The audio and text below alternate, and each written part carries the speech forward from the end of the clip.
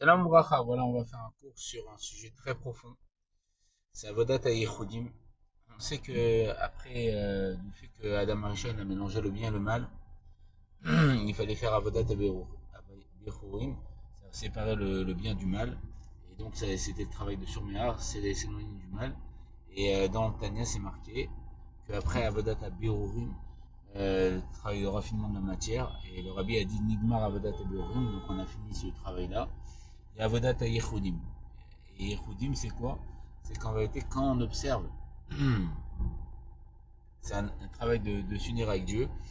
C'est quand on observe que des personnes ne se comportent pas très bien, voilà, d'après ce que Dieu recommande, d'après le Dera Torah, parce qu'on sait que Dieu, avant de créer le monde, il a regardé dans la Torah et après il a créé le monde. Ben, on demande à Dieu, on demande à Dieu que Bezat Hashem, il arrange ces personnes, qui leur donne la possibilité de faire tchouva. On plaide la cause pour eux, comme Moshe le faisait. Et à ce moment-là, du fait qu'on a ce discours-là, parce qu'on prend conscience que tout est Dieu. C'est comme Abraham Avinu, il a dit, c'est quoi la révolution, pourquoi il était appelé hébreu? C'est vers la Yarden, il était de l'autre côté du fleuve, c'est-à-dire qu'il avait une conscience du monde différent au monde entier.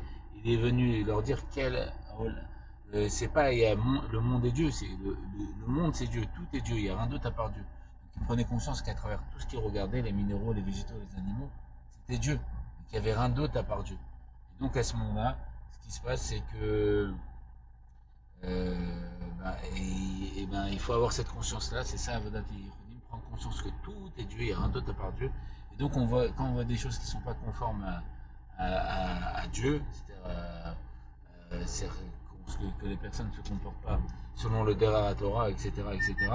Et donc à ce moment-là, ce qu'on fait, c'est qu'on demande à Dieu, fait en sorte qu'il fasse chouva, qu'il se comporte bien et tout.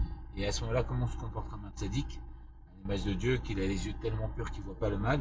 À ce moment-là, comme on se comporte comme les tzaddikim.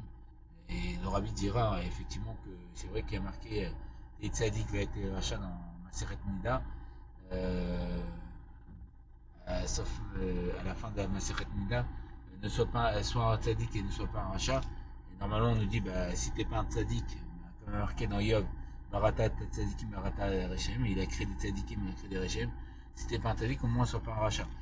Mais le rabbi dit qu'aujourd'hui, on peut faire le sujet de Tei Tzadik. Donc, soit un tzaddik. Et donc, quand on se comporte comme un tzaddik, c'est qu'on voit la Nekuda Tova, comme il dit Rabbi Nachman dans la Torah 282, on voit le bon côté des gens et on plaide leur cause. À ce moment-là, comme on se comporte comme un tzaddik, on doit une markava, un char pour Dieu. Et c'est Dieu qui parle dans la bouche, comme Moshe, Shrina Metaberet Betorgono. La parole de Dieu dans la bouche. Et à ce moment-là, Dieu, quand il parle, il crée. Et donc, on est dans le monde et on modifie le monde au sein du monde.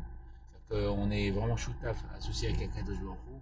C'est-à-dire qu'on voit le monde et dans notre parole, il y a la parole de Dieu qui modifie le monde dans le monde lui-même. Et on fait en sorte que le monde soit comme Dieu il veut, comme il y a marqué que Dieu ne peut pas résider dans un endroit qui est imparfait. Et donc on perfectionne le monde grâce à notre vision du monde, grâce au fait qu'on parle et on exprime, on dévoile Dieu à travers notre bouche, à travers notre vision. Et voilà. Et donc à ce moment-là, on modifie les mondes de l'intérieur et on peut déclencher la délivrance. Voilà. On se voit au troisième Mian Mama Shem Kenny Khiratse.